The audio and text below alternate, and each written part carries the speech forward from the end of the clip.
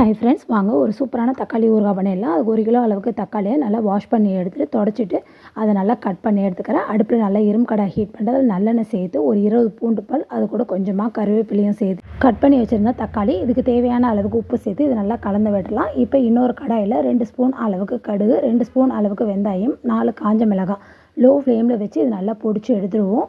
இப்போ இது கூட ஒரு 1/2 ஸ்பூன் அளவுக்கு மஞ்சள் தூள், 1 டேபிள் ஸ்பூன் அளவுக்கு நான் தனி மிளகாத்தூள் ஆட் பண்ணியிருக்கேன். இது நல்லா வதங்க விட்டு 3/4 பாகத்துக்கு பிறகு பார்த்திங்கன்னா 2 ஸ்பூன் அளவுக்கு நான் வினிகர் சேர்த்துக்கிறேன். நீங்கள் வினிகர் இருந்தால் ஆட் பண்ணுங்கள், இல்லைனா திக்கான ஒரு எலும் சைஸ் அளவுக்கு புளியை கரைச்சி இதோடு சேர்த்துக்கோங்க.